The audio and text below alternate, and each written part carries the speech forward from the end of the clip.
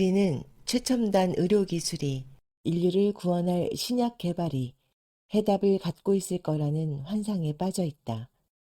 돈은 남에게 맡기면 안 된다는 것을 잘 알면서도 막상 더 중요한 건강은 남에게 맡기는 것이 현대인의 모순된 모습이다.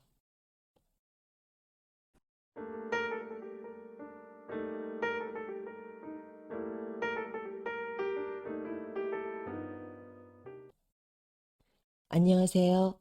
건강한 지식을 함께하는 세이버스입니다. 오늘 읽어드릴 책은 환자혁명, 저자 조한경, 에디터 출판사에서 펴냈습니다. 부제는 약과 병원에 의존하던 건강 주권을 회복하라입니다. 이 책은 한동안 센세이션을 일으켰던 베스트셀러입니다. 독자들의 전폭적인 지지와 의학계의 거센 비판 속에서 논란의 중심에 서 있기도 했던 책입니다. 의학계의 비판을 잠시 살펴보면 퇴마의학기사단이라는 단체에서는 청년의사라는 매체를 통해 무려 17편에 걸쳐 환자혁명과 조한경 씨를 조목조목 비판했습니다.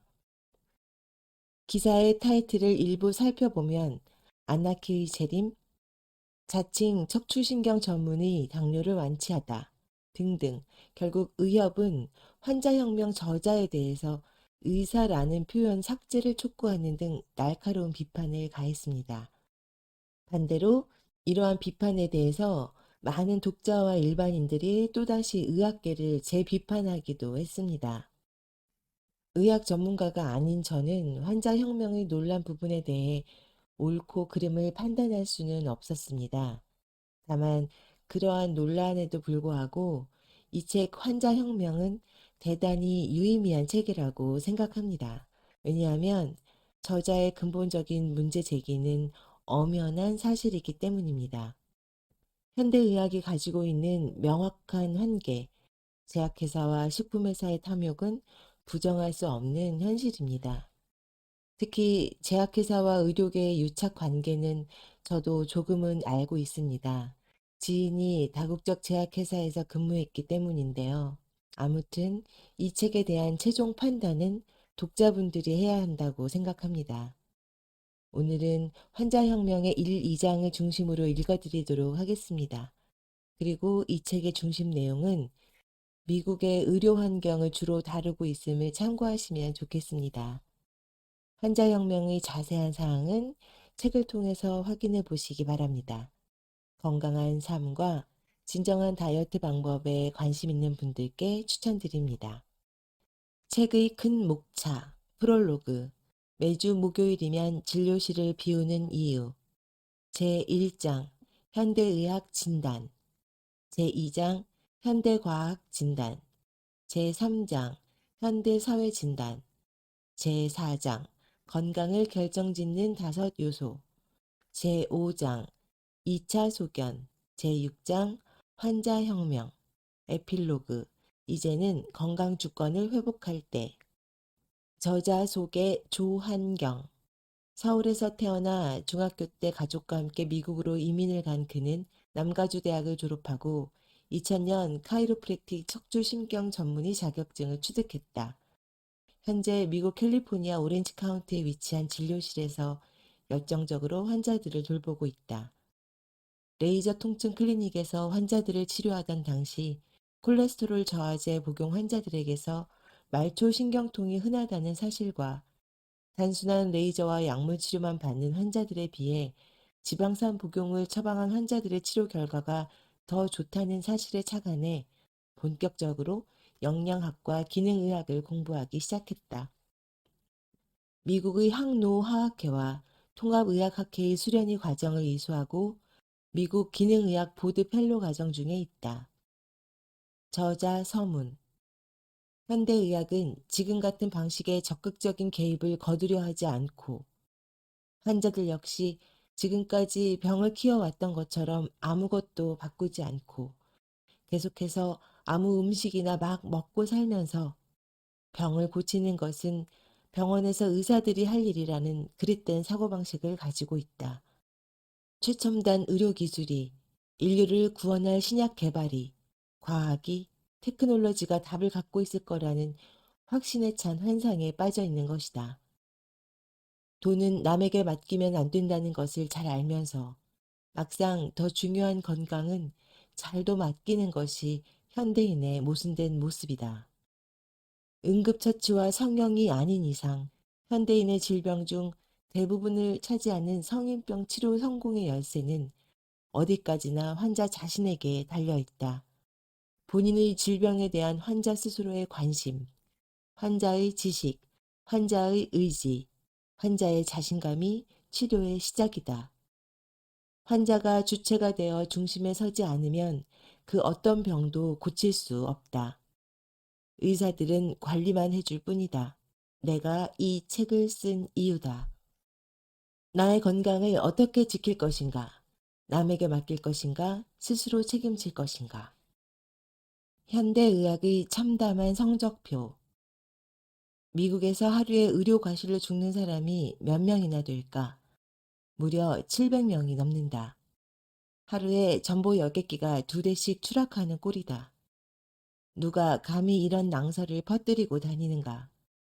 2016년 5월 국제학술지 영국 의학저널에 실린 존스 홉킨스대 마틴 맥커리 교수 연구팀의 보고에 따르면 미국에서 의료 과실로 2013년 기준 3,541만 6,020명이 입원했고 25만 1,454명이 사망한 것으로 파악됐다. 전체 사망자의 9.5%에 해당하고 심장질환과 암에 이은 미국인 사망 원인 3위로 호흡기 질환, 사고, 뇌졸중, 알츠하이머로 인한 사망보다 높았다.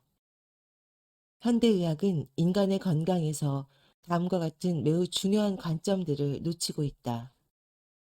스트레스가 생체활동 및 면역력에 미치는 악영향, 운동 부족, 영양소 결핍, 화학물질에 범벅이 된 변형된 토양에서 자란 채소와 과일, 식품 첨가물과 가공식품, 셀 수 없이 많은 환경 호르몬, 인간의 몸을 전체적으로 보지 않고 지나치게 세분화해서 들여다보는 분위기와 테크놀로지나 약물에만 의존하는 풍토 때문에 현대의학은 큰 그림을 놓치고 있다.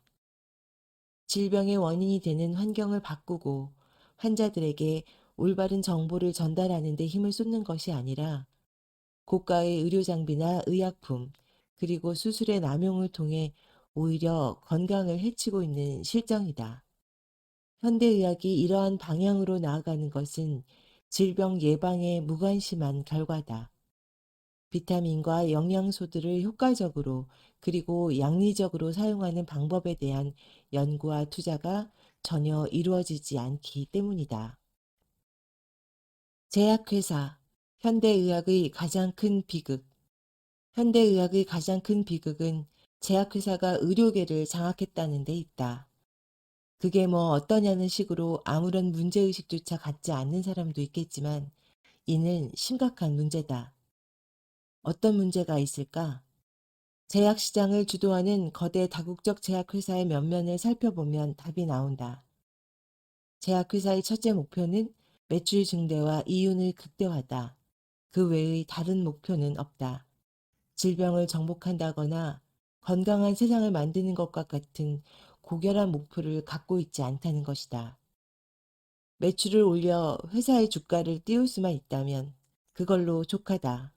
환자들을 섬기지 않고 주주들의 이익을 대변한다.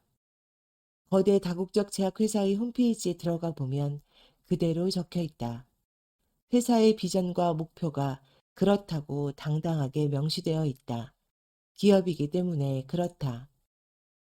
숨김없이 당당하게 적어 놓았건만 환자들과 의사들만 모르는 듯하다.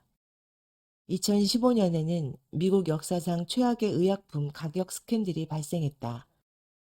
62년 전에 출시된 약 가격이 갑자기 한 알에 736달러로 급등하는 사건이 일어난 것이다.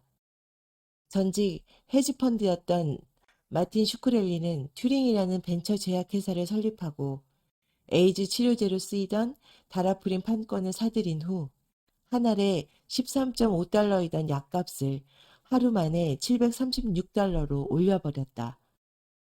환자 입장에서는 하루아침에 약값이 55배 상승한 것이다. 이 때문에 환자들은 생명 유지를 위해 연간 10만 달러에 달하는 약값을 지불해야 하는 상황이 벌어진 것이다. 미국 내 제약회사들의 마케팅 지출 대비 연구 개발비는 19대 1이다. 연구 개발 비용 1달러당 19달러의 마케팅 비용을 지출하는 셈이다. 그리고 의회 로비 비용으로는 연간 1억 8천만 달러를 지출한다. 연구 개발 비용 때문에 약값이 비싸다는 것은 옹색한 변명에 지나지 않는다. 제약회사의 사업 목적이 질병 퇴치에 있다고 믿는 것은 허상이다. 이런 말도 안 되는 약값을 충당하기 위해 월 건강보험료가 올라갈 것이고 그 부담은 고스란히 국민의 몫으로 돌아오게 되어 있다. 또 다른 심각한 문제가 있다. 미국의 여타 산업과 비교했을 때 부패와 타락이 가장 심한 곳이 제약산업이다. 미국 내 제약회사들은 한 해도 거르지 않고 벌금형을 받는다. 앞서 살펴보았듯 그 규모 또한 천문학적이다. 2012년 세계 3위 제약회사 GSK는 항우울제 신약 홍보 과정에서 의사들에게 각종 불법 로비를 펼치고 거짓 실험을 게재하도록 의학저널에 뒷돈을 뿌리는 불법 행위를 저지르다 덜미가 잡혔다. 미국 정부와 30억 달러의 배상에 합의했는데 10억 달러는 범죄 행위에 대한 벌금이고 20억 달러는 집단소송 합의금이었다. 이런 범죄 행위는 GSK만의 문제가 아니다. 다국적 제약회사가 되었든 시골 장터의 약장수가 되었든 약장수는 약장수일 뿐이다. 조직적 힘과 자금을 동원해 경쟁 관계에 있는 비타민, 미네랄, 약초와 같은 자연치료 물질들을 음해한다. 의사와 교수들을 매수하고 환자들에게는 허위 과장 광고를 한다. 제약회사의 목적은 오로지 돈이다. 건강을 지키기는커녕 환자들을 해치고 상하게 하고 죽게 만들어도 전혀 개의치 않는다. 지금까지 보아온 바로는 그렇다. 그런 제약회사에 의사도 매달리고 환자도 매달리는 것이 지금의 현실이다. 현대의학의 정체성, 문제 해결이 아닌 증상 완화. 현대의학의 정체성은 환원주의적 대증요법이다. 환원주의는 관찰 가능한 사물이 아니면 존재하지 않는다고 여긴다. 영적인 세계나 사람의 영혼은 눈으로 본 사람도 없고 해부학적으로 발견된 적도 없고 MRI나 CT, 초음파로 촬영된 적도 없기 때문에 그런 것들은 존재하지 않는다고 여기는 것이다. 물론 실제로 존재하지 않을 수 있다. 문제는 존재할 수도 있다는 가능성을 인정하지 않는 자세에 있다. 관찰 불가능한 것을 자꾸 거론하면 비과학적이라고 손가락질 받는다. 영적인 세계나 정신적인 문제들은 간과되고 무시되기 일쑤이다. 모든 걸 수학적으로 계량하고 분석을 해야만 직성이 풀린다. 대증요법의 유일한 목적은 말 그대로 증상 완화일 뿐 근본적인 문제 해결이 아니다. 예를 들어 당뇨의 원인은 인슐린 저항이다. 그런데 현대의학은 혈당에만 집중해서 혈당만 낮추려고 한다. 그걸 치료라고 한다. 마치 폐에 염증이 생겨서 몸에 열이 나는데 폐의 염증은 놔둔 채 열만 치료하는 격이다. 폐의 염증을 없애기 위해서는 항생제가 필요한데 열을 낮추는 해열제만 처방하는 것과 다를 바 없다. 환자가 당뇨 진단을 받아 당뇨약을 처방받게 되면 그 약은 당뇨를 고치려는 목적으로 처방된 것이 아니다. 앞으로 평생 먹으면서 혈당을 관리하는 약이다. 현대의학은 당뇨 치료를 그런 식으로 하고 있다. 혈압도 콜레스테롤도 암도 모두 마찬가지다. 당뇨나 고혈압의 근본적인 완치가 어려운 이유가 뭘까? 음식과 생활 습관의 원인이 있는데 음식이나 생활 습관 개선을 치료로 여기지 않기 때문이다. 현대의학에서는 병을 완치하려는 시도를 하거나 말만 꺼내도 돌팔이 내지는 사기꾼 소리를 듣기 십상이다. 동료 의사들의 시선이 곱지 않다. 모두 환원주의적 대증요법을 트레이닝 받았기 때문이다.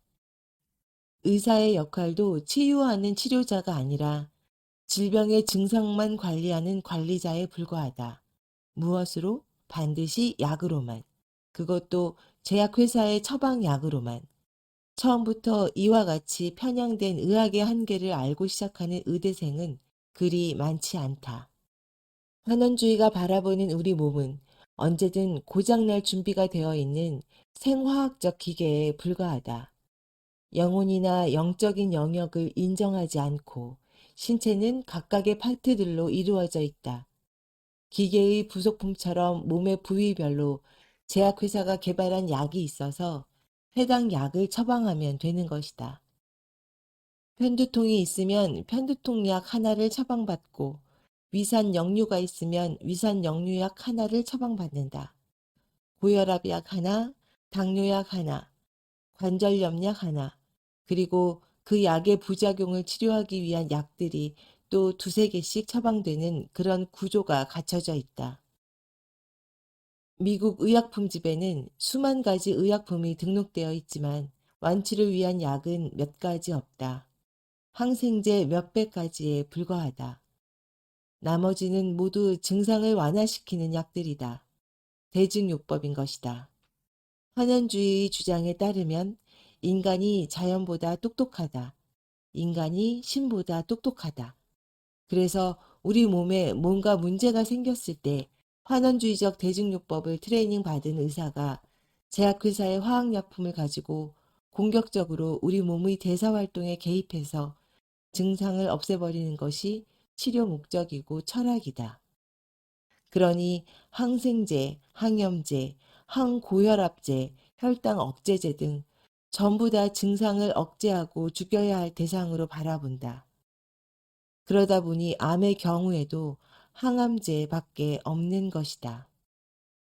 지금 현대의학을 비판하고 의사들을 성토하려 하는 것이 결코 아니다. 정확한 관점으로 바라보자는 것이다. 지금까지 그러지 못했다면 한 번쯤 따져보고 생각해 보아야 할 일이 아닐까? 대부분의 환자들이 스스로 뭘 모르는지도 모른 채 살아간다. 그냥 건강 문제가 생기면 서둘러 병원에 가서 의사를 만나야 하고 의사가 시키는 대로 해야 한다는 심어준 믿음이 있을 뿐이다. 이유는 단 하나. 다른 치료법이나 다른 접근법을 구경도 못 해봤기 때문이다.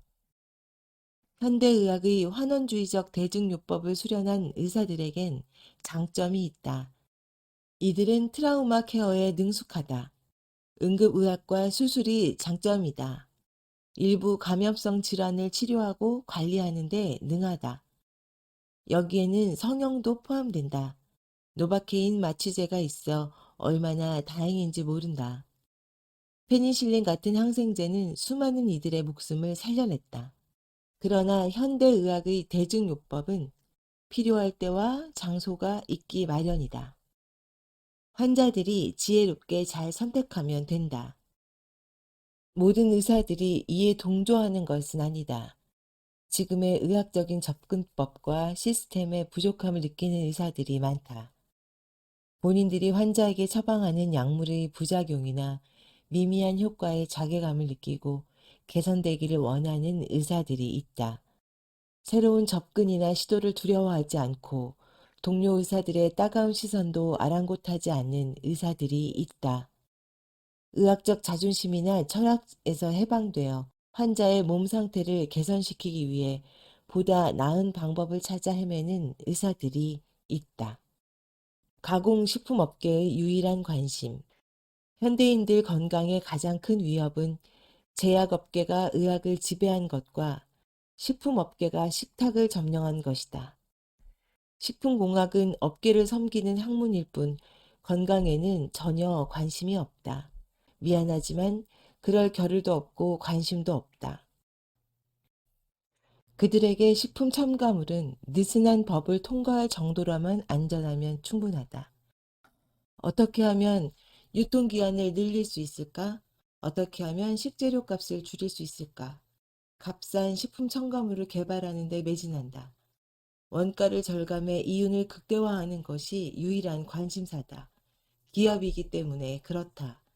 제약업계의 최대 관심사가 질병 퇴치나 인류의 건강이 아니라 최대 매출과 최대 이윤, 그리고 주가 상승인 것과 마찬가지다. 이러한 사실을 제대로 직시하는 사람들이 있는가 하면 쉽게 이해하지 못하는 사람들도 있다. 그래서 식품업계가 제공하는 불량 과학을 등에 업은 일부 식품공학자들의 기세가 등등하다. 적어도 대한민국에서는 그렇다. MSG, GMO, 인공감미료. 아무거나 먹어도 안전하다는 그들의 주장은 사실 위안이 되기도 하고 반갑게 들리기도 한다. 현대과학이 그렇게 증명한다고 말하니 더욱 든든하다. 설상가상으로 담배도 몸에 좋다는 연구 논문이 나오면 많은 이들이 반가워할 것이다. 실제로 미국에선 그런 시절이 있었다. 1960년대까지 담배는 건강식품이었다. 식사 후 소화를 돕는다고 하여 흡연이 권장되었다. 미국 의사협회나 질병통제센터까지 나서서 담배를 옹호하던 시절이 있었다. 담배업계가 이 단체들을 돈으로 매수하는 것은 그리 어렵지 않았다. 신문, 잡지, TV의 담배 광고 모델은 카우보이 이전에는 의사였다. 돈만 있으면 모든 것이 가능하다. 돈만 벌 수 있다면 무슨 짓이든 저지른다. 과학도 소유할 수 있고 언론도 통제할 수 있다. 대기업으로부터 받은 연구과제와 일치하는 연구 결과를 내는 과학자는 연구비도 많이 타내고 업계에서 승승장구한다. 기업의 이윤에 반하는 연구를 하는 학자들은 어김없이 가혹한 공격 대상이 된다. 돈을 받고 가습기 살균제가 안전하다는 연구 발표를 했던 서울대 교수가 그리 놀랍지 않은 이유다. 기업을 광고주로 섬기는 상업 언론 역시 기업의 눈치를 볼 수밖에 없다. 국민들은 들어야 할 정보를 듣는 것이 아니라 주는 정보를 들을 수밖에 없다. 왜 공중파 방송국이 MSG를 향한 국민적 오해를 안타까워하며 이를 풀기 위해 친절한 홍보성 방송까지 제작해야 했냐는 거다. 아는 사람이 없어도 그만인 정보 아닌가. 이런 사회 분위기가 조성되면서 유기농을 고집하거나 건강한 먹거리를 추구하면 주변에서는 유난 떨지 말고 대충 먹고 살라며 눈살을 찌푸린다. 반면 전혀 운동하지 않고 패스트푸드나 과자, 라면 같은 가공식품만 먹고 사는 건 누구도 뭐라고 하지 않는다. 뭔가 잘못되어도 단단히 잘못되어 있다. 그 결과물이 바로 한국인들의 건강 상태다. 그리고 대한민국 아이들의 건강 상태다. 대한민국 아동들의 자폐 증가율은 세계 1위다. 성인 남성 2명 중 1명이 암에 걸리고 갈수록 당뇨, 고혈압 환자는 늘어만 간다. 이제 유전이란 말은 무색하기만 하다. 무슨 놈의 유전자가 그토록 빨리 변한단 말인가.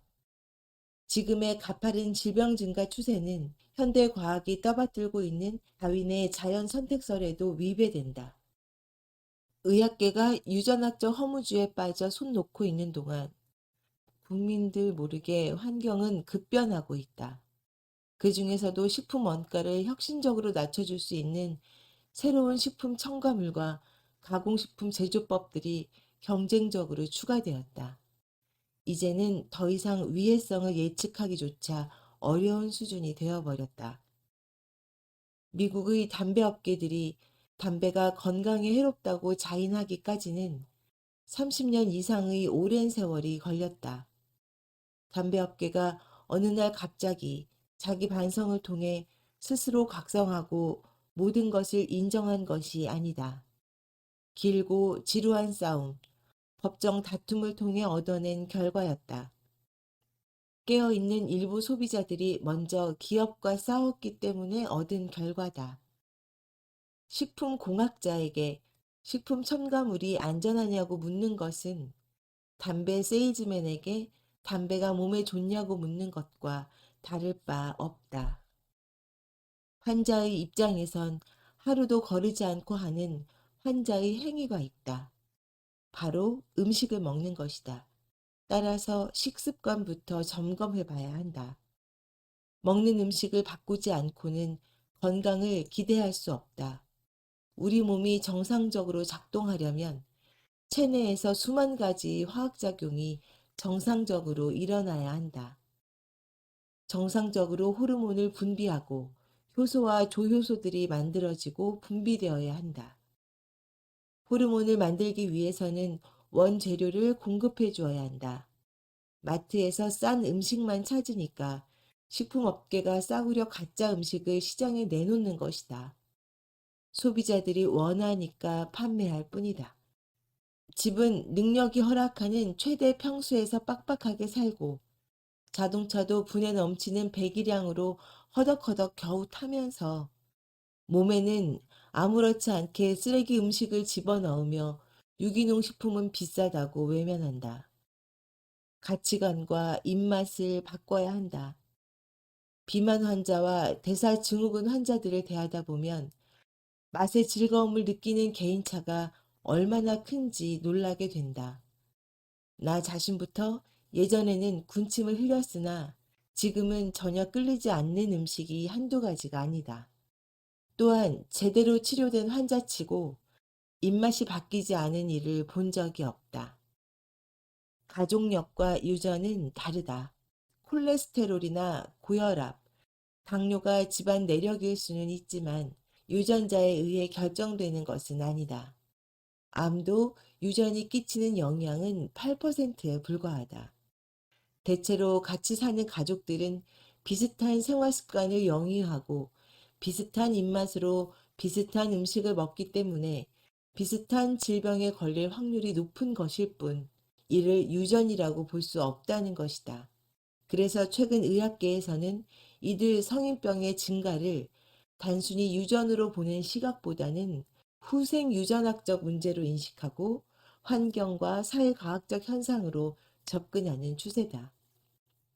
질병의 발생 원인이 유전에서 비롯된다는 인식이 지나칠 경우 유전학적 허무주의에 빠질 수 있다. 유전학적 허무주의에 빠지면 환자 스스로 할 수 있는 것이 별로 없다.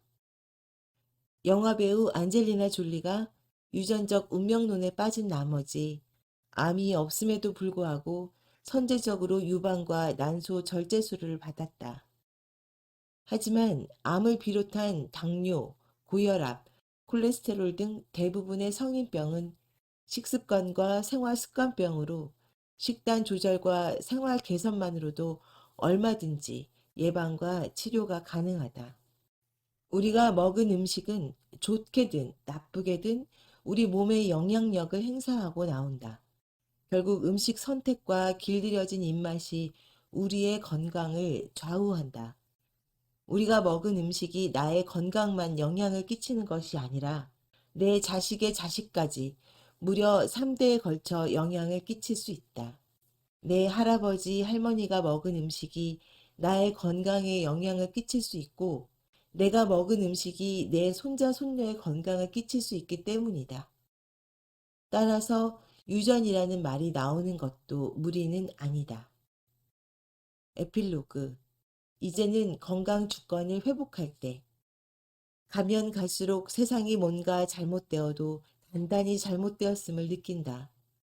건강에 관한 자료들을 찾아보고 생협 같은 곳에서 장을 보며 유기농 음식을 고집하고 화학 섬유세제나 식기세척제를 피하면서 자연주의적 삶을 고집하면 주변에서 유난 떤다고 핀잔을 준다. 건강염려증 환자 취급을 당하기 십상이다. 반면 패스트푸드와 편의점 음식으로 끼니를 때우고 운동은 전혀 안 하고 사는 것에 대해선 아무도 뭐라고 하지 않는다.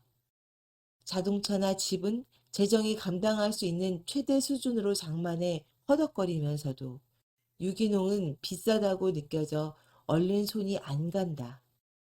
우리의 가치관이 어디에 있는지 정확히 알려주는 현상이다. 누구나 다 그러고 살지 않느냐고 자위할 수 있다. 하지만 흔하다고 해서 흔한 것이 정상은 아니다. 현재 돌아가는 상황을 정확히 이해하고 있다면 일부러 애써가며 건강을 지키기 위해 노력하는 것이 정상이다. 맞다. 아는 게 병이다. 모르는 게 약이라는 말이 딱 어울리는 시대를 살고 있다. 노이로제에 걸려도 전혀 이상할 게 없을 정도로 환경은 오염되어 있고 먹거리의 위협은 심각한 상황이다. 스스로의 노력 없이 당뇨나 고혈압, 콜레스테롤 등의 만성적인 대사 질환을 의사 처방대로 약만 잘 챙겨 먹으면서 음식이나 생활 습관을 돌아보지 않는 것이 정상은 아니다. 지금까지 조한경의 환자혁명을 읽어드렸습니다. 저자는 자신의 꿈을 이렇게 밝힙니다. 내 꿈은 80세의 손자, 손녀들과 로키 산맥을 오르는 것이다.